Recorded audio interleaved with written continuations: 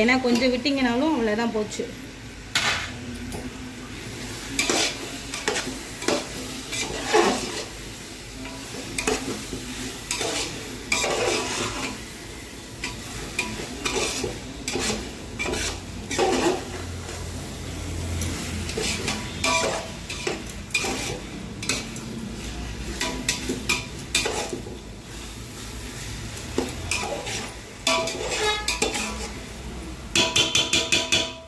கொஞ்ச நேரம் கொஞ்சம் லைட்டாக தண்ணி தெளிச்சிட்டு மூடி வச்சிடலாம்.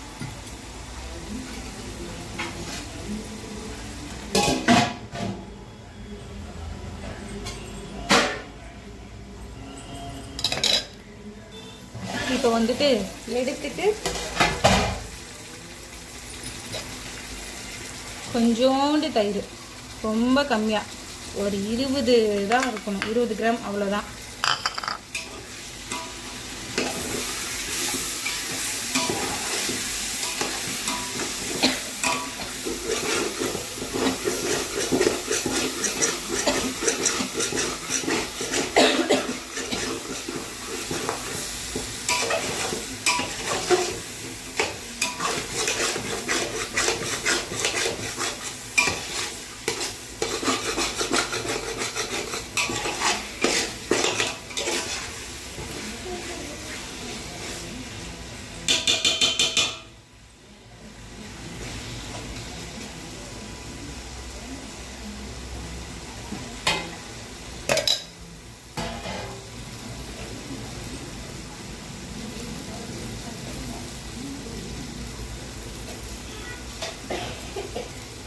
ஒரு பாதி லெமனை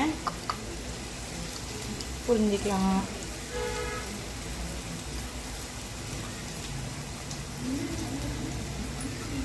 இது எதுக்கு ஊற்றுனோன்னு சத்தியமாக எனக்கு தெரியாது இந்த லெமனு. ஆனால் ஊற்றினா தான் நல்லா இருக்குன்னு என் புருஷன் சொல்லுவார். இது ஊற்றினா தான் நல்லா இல்லையா அப்படின்னா நீ எலுச்சி பண்ண ஊற்றுலையான்னு தான் கேட்பாங்க. அந்த மாதிரி ஒரு மைண்ட் செட் என் புருஷனுக்கு. அவருக்காக தான் ஊற்றுறேன்.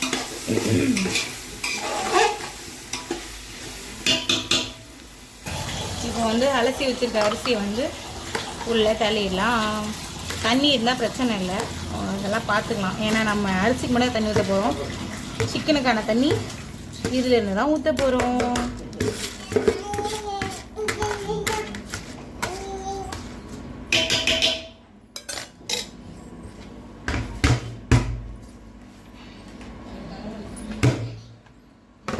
அது என்னோடய அரிசி பாத்திரம் தான், இந்த பயணம் வேணாம். பார்த்தீங்களா எவ்வளோ தண்ணி இருக்குன்னு.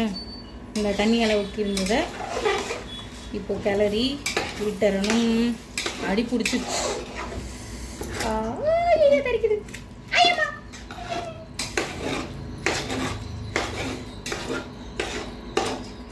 அச்சோ கடவுளே, கிட்ட வந்து நின்னா தெரிக்க தான் செய்யுங்க. நீங்க ஏன் கிட்ட வரீங்க?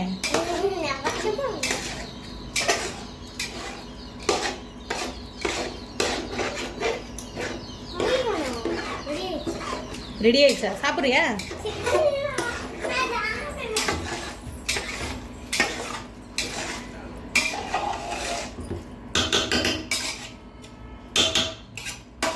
இது என்னோட மெத்தட் தான். இதை வந்து நீங்கள் யாரு கூடயும் யாரும் கம்பேர் பண்ணாதீங்க.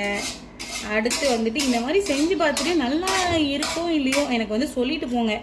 ஏங்க நல்லா இருந்தது, இல்லை நல்லா இல்லைன்னு சொல்லுங்கள். நான் வேணால் முடிஞ்ச சேஞ்ச் பண்ணிக்கிறேன், சேஞ்ச் பண்ணிக்கிறேன்.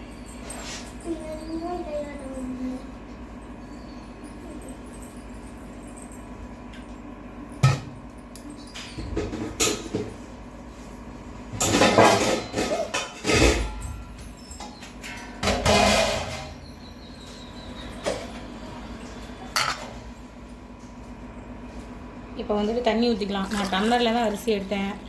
1 2 3 4